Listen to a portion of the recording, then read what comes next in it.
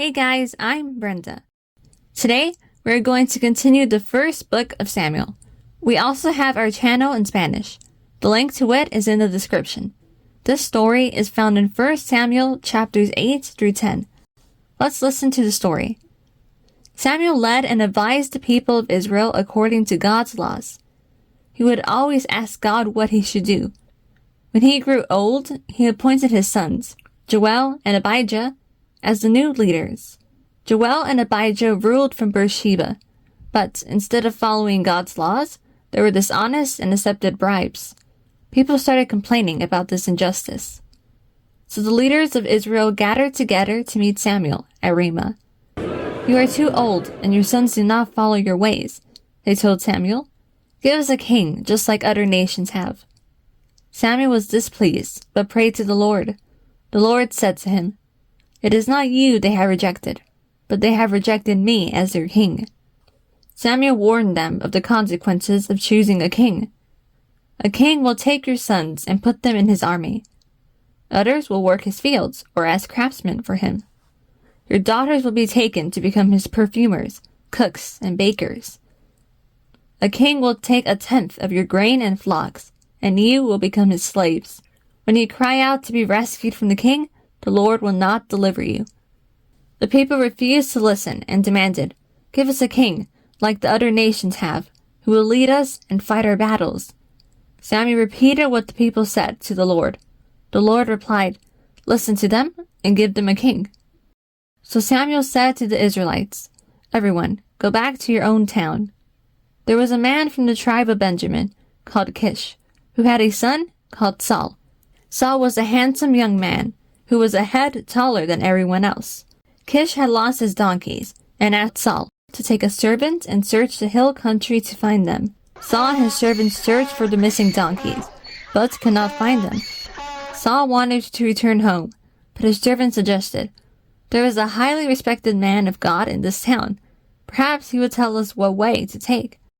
As they went up to the town, they met Samuel. He was on his way to the high place where he worshipped God. The day before, God had told Samuel, "About this time tomorrow, I will send you a man from the land of Benjamin. Anoint him ruler over my people, Israel. He will deliver them from the Philistines." Saul asked Samuel, "Can you tell me where the prophet's house is?" "I am the prophet," Samuel replied. "Come with me to the high place, then eat with me and return home tomorrow. As for the lost donkeys, they have been found. The nation is turning to you and your family line." "But I am from the smallest tribe, and my clan is unimportant," Saul protested. Samuel invited Saul and 30 guests to a meal, and later talked with him on the roof of his house. The next morning, as Saul and his servant set off, Samuel asked the servant to go on ahead, as he had a message from God to give Saul. When they were alone, Samuel took a flask of olive oil and poured it on Saul's head. "Has not the Lord chosen you to be a ruler over his land?"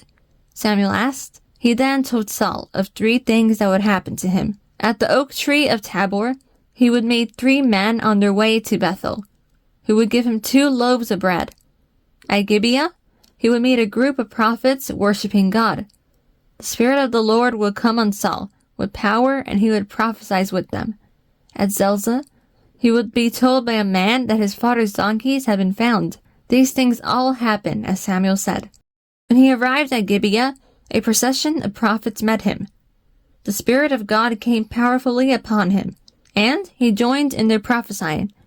"What is this that has happened to the son of Kish?" people asked. "Is Saul now a prophet?" Samuel called the people of Israel together. By drawing lots, the tribe of Benjamin was selected, then the clan of Saul, then Saul himself, but he was nowhere to be found. They asked the Lord where he was, and the Lord revealed that Saul was hiding among the supplies. They ran and brought him out. He stood a head taller than everyone else. Samuel announced, "Do you see the man the Lord has chosen? There is no one else like him." Then the people shouted, "Long live the king!" Samuel explained the rights and duties of kingship to everyone, and wrote them down on a scroll. The people then went home, but not everyone was pleased. Some muttered, "How can this man help us?" They despised Saul and would not bring him gifts. We see how Israel wanted to have a king, and by doing that, they were rejecting God as their king. When they asked for a king, God granted them one. And Saul was elected king. But this is just the beginning, and many more things are yet to happen. We will continue this interesting story in the next episode. Thanks for watching, and we'll see you guys next time. Bye!